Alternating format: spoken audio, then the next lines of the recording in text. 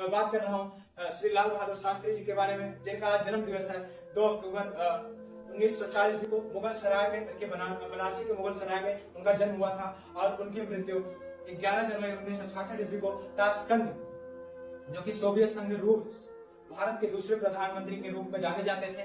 Tashkent Soviet संघ रूस का हिस्सा था, जो कि रूस के जो कि आज हमारा परम मित्र है, उसके कहने पर हमने यह समझौता किया था। भारत के दूसरे प्रधानमंत्री के रूप में जन्मे थे ये। वह 9 जून 1964 में 9 जून 1964 से 11 जनवरी 1966 को अपनी मृत्यु तक लगभग 18 महीने ये प्रधानमंत्री पद पर रहे और इस प्रमुख पद पर इनका कार्यकाल अद्वितीय रहा। शास्त्री जी ने काशी विद्यापीठ से शास्त्री की उपाधि प्राप्त की थी। भारत की स्वतंत्रता के पश्चात शास्त्री जी ने उत्तर प्रदेश के संसदीय सचिव के रूप में नियुक्त किया गया था। गोविंद वल्लभ पंत जी के मंत्रिमंडल में इन्हें पुलिस और एवं परिवहन मंत्रालय सौंपा गया था। परिवहन मंत्री के काल में इन्होंने प्रथम बार महिला संवाहकों यानी कि महिला कंडक्टरों की भी नियुक्ति की थी। पुलिस मंत्री होने के बाद भी इन्होंने भीड़ को नियंत्रण में रखने के लिए लाठियों की जगह पानी के बौछार का प्रयोग किया। एक बहुत सहिष्णु प्रकार के राजनेता थे। का प्रारंभ कराया 1951 में जवाहरलाल नेहरू जी के नेतृत्व में वह अखिल भारत कांग्रेस कमेटी के महासचिव नियुक्त किए गए। इन्होंने 1952 से 57 व 62 के उपचुनाव में कांग्रेस पार्टी को भारी बहुमत से जिताया और अपने परिश्रम से कांग्रेस को एक ऊंचाई में प्रदान की, जो कि वह 1952, 57 और 62 में प्राप्त करने की योग्य नहीं थी। किंतु और चर्चाएं करते हैं इनके बारे में। जवाहरलाल नेहरू जी का उनके प्रधानमंत्री कार्यकाल के दौरान 27 मई 1964 को देवासन हो जाने के बाद साफ सुथरी छवि के कारण शास्त्री जी को 1964 में देश का प्रधानमंत्री बनाया गया। इन्होंने 9 जून 1964 को भारत के प्रधानमंत्री के पद का भार ग्रहण किया और इनके शासनकाल में 1965 में भारत और पाकिस्तान का महायुद्ध हुआ, जिसमें इन्होंने 3 वर्ष पूर्व 1965 से 3 वर्ष पूर्व 1962 में पूर्व चीन और भारत के बीच चीन से भारत हार चुका था। शास्त्री जी उन्होंने अपने मन की जो प्रबलता थी उसको बनाए रखा और इनके ही नेतृत्व में एक युद्ध की नीतियों में इतना अच्छा इनका योगदान रहा कि पाकिस्तान के मुकाबले हमारी सेना बहुत अच्छा प्रदर्शन की और लाहौर तक और ताशकंद तक अपना झंडा गाड़ दिया। इसकी कल्पना पाकिस्तान में ने किसी के सपने में भी नहीं की थी कि ताशकंद में पाकिस्तान के प्रधानमंत्री आयूब खान के साथ युद्ध समाप्त करने के लिए समझौते पर हस्ताक्षर करने के बाद 11 जनवरी 1966 की रात में ही रहस्यमय परिस्थितियों में इनकी मृत्यु हो गई। इनकी सादगी और देशभक्ति और ईमानदारी के लिए भारत रत्न से भी इनको सम्मानित किया गया था, जो कि भारत का सर्वोच्च पुरस्कार है। हम पिछले वीडियो में हमने जाना शास्त्री जी के बारे में, उनके जन्म से लेकर उनके मृत्यु की घटनाओं के बारे में, कुछ घटनाओं के बारे में। अब मैं बात करूंगा उनके राजनीतिक जीवन के बारे में, जो कि हम सभी के लिए जानना आवश्यक हो जाता है। हम उनके राजनीतिक जीवन के कुछ मुख्य बिंदुओं पर चर्चा करेंगे। त्रुटियों को क्षमा कीजिएगा।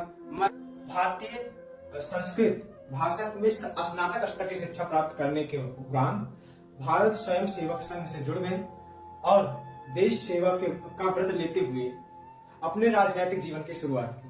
शास्त्री जी सच्चे गांधीवादी थे, किंतु अहिंसावादी नहीं थे, जिन्होंने सारा जीवन सादगी से बिताया और उसे गरीबों की सेवा में लगाया। भारतीय स्वतंत्रता संग्राम के सभी महत्वपूर्ण कार्यक्रमों व आंदोलनों में अपनी सक्रिय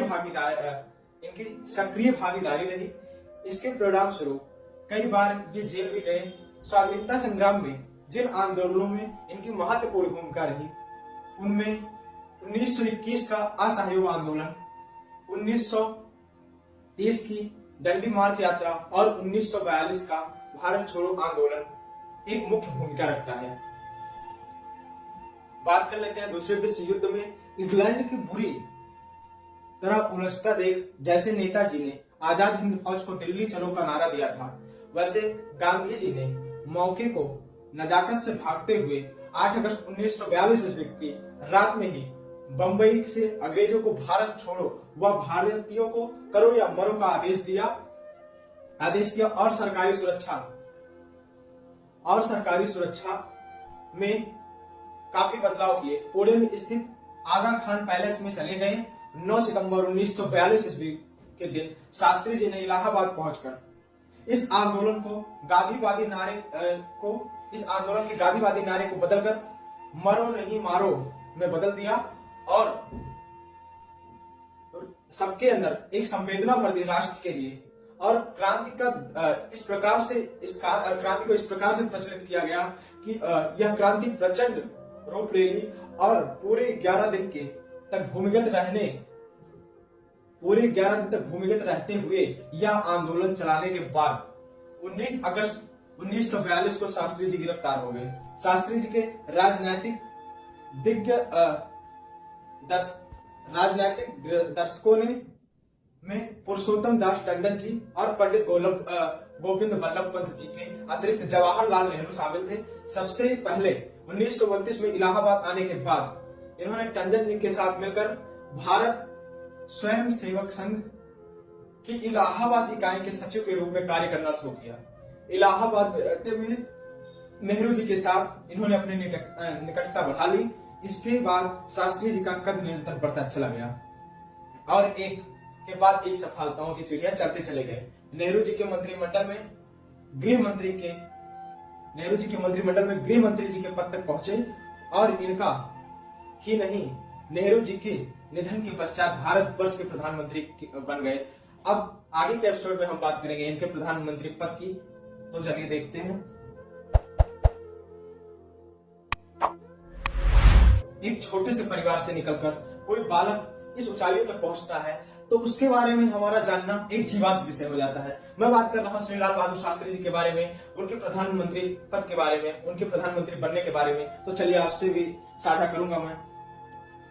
इनकी साफ सुथरी छवि के कारण ही उन्हें 1964 में देश का प्रधानमंत्री बनाया गया। इन्होंने अपने प्रथम संवाददाता सम्मेलन में कहा था कि उनकी शीर्ष प्राथमिकता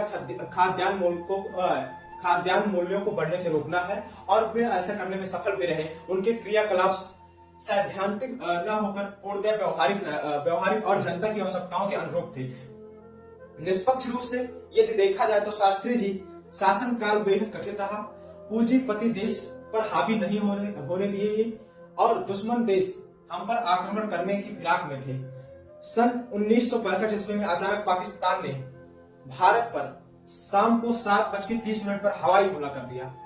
परंपरा अनुसार राष्ट्रपति ने आपातकालीन बैठक बुला ली जिसमें तीनों रक्षा अंगों के प्रमुख मंत्रिमंडल के सदस्य शामिल हुए। संयोग से प्रधानमंत्री जी उस बैठक में देर से पहुंचे। उनके आते ही विचार विमर्श प्रारंभ हुआ। तीनों प्रमुखों ने अपनी सारी बात वास्तविकता शास्त्री जी को समझाई और समझाते ही उन्होंने पूछा, सर हमें क्या हुक्म है हमारे लिए। शास्त्री जी ने बिना सोचे उत्तर दिया कि आप देश की रक्षा कीजिए और मुझे बताइए कि मुझे क्या करना है। शास्त्री जी ने इस युद्ध में नेहरू जी के मुकाबले राष्ट्र को उत्तम नेतृत्व प्रदान किया और जय जवान जय किसान का नारा दिया। इसमें भारत की जनता का मनोबल बढ़ा और सारा देश एकजुट हो गया। और इसकी कल्पना पाकिस्तान ने कभी सपने में नहीं की थी। पूरा भारत एकजुट हो जाएगा। आगे देखते हैं। भारत पाक युद्ध के दौरान 6 सितंबर को भारत की 15वीं पैदल सैन्य इकाई ने द्वितीय विश्व युद्ध के अनुभवी मेजर जनरल प्रसाद के नेतृत्व में इच्छागोली नहर के पश्चिम किनारे पर पाकिस्तान के बहुत बड़े हमले को डटकर मुकाबला किया और इच्छोगिल नहर भारत और पाकिस्तान की वास्तविक सीमा थी। इस हमले में खुद मेजर जनरल प्रसाद के काफिले पर भी भीषण हमला हुआ और उन्हें अपना वाहन छोड़कर पीछे हटना पड़ा। भारतीय थल सेना ने दूनी शक्ति से प्रत्याक्रमण करके बरकी गांव की समीप नहर को पार करने में सफलता अर्जित की और इससे भारतीय सेना लाहौर के हवाई अड्डे पर हमला करने की सीमा के भीतर पहुंच गई। इस अप्रत्याशित आक्रमण को देखकर घबरा गए दुनिया के सारे देश, अमेरिका ने अपने नागरिकों को लाहौर से निकालने का प्रयास किया और इसके लिए युद्ध विराम की घोषणा अपील की।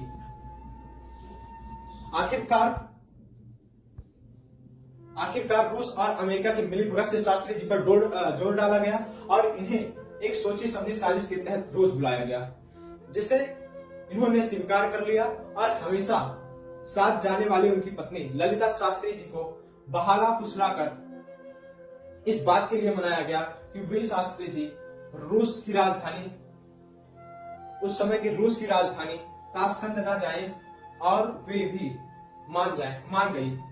अपनी इस भूल का श्रीमती ललिता शास्त्री जी को उनके मृत्यु के उपरांत पछतावा भी हुआ। जब समझौता वार्ता चल रही थी तो शास्त्री जी एक जिद पर अड़े रहे। उन्हें बाकी सारी शर्तें मंजूर थी, परंतु जीती हुई जमीन पाकिस्तान को लौटाना हरगिज मंजूर नहीं था। काफी मशक्कत के बाद शास्त्री जी पर अंतर्राष्ट्रीय दबाव बनाया गया और ताशकंद समझौते का दस्तावेज पर हस्ताक्षर करा दिया गया। इन्होंने यह कहते हुए हस्ताक्षर किए कि हस्ताक्षर तो मैं जरूर कर रहा हूं, लेकिन मेरे देश का दूसरा प्रधानमंत्री भारत की जमीन को लौटा लेगा। पाकिस्तान के राष्ट्रपति आयूब खान के साथ युद्ध विराम पर समझौता करके हस्ताक्षर करने के कुछ ही घंटे बाद 11 जनवरी 1966 की रात को ही संदिग्ध परिस्थितियों में इनकी मृत्यु हो गई। शास्त्री जी की उनकी सादगी और देशभक्ति और ईमानदारी के लिए आज पूरा भारत श्रद्धा पूर्वक याद करता है और इन्हें मृत्यु के बाद वर्ष 1966 में भारत रत्न से भी सम्मानित किया गया। आगे के एपिसोड में मैं बात करूंगा इनके रहस्यपूर्ण मृत्यु के बारे में। आप सभी देखने के लिए शास्त्री जी का संदिग्ध परिस्थितियों में मृत्यु का कारण सबसे पहले सन 1978 ईस्वी में प्रकाशित है। एक हिंदी पुस्तक ललिता के आंसू में शास्त्री जी के मृत्यु की करुणा कथा को संभावित ढंग से उनकी धर्म पत्नी ललिता शास्त्री जी के माध्यम से कहलवाया गया था। उस समय सन 1978 में ललिता जी जीवित थी। यही नहीं, कुछ समय पूर्व प्रकाशित एक अन्य अंग्रेजी पुस्तक के लेखक कुलदीप नैयर ने भी जो उस समय के ताशकंद में शास्त्री जी के साथ गए थे, इस घटना चक्र का पर विस्तार से प्रकाश डाला है।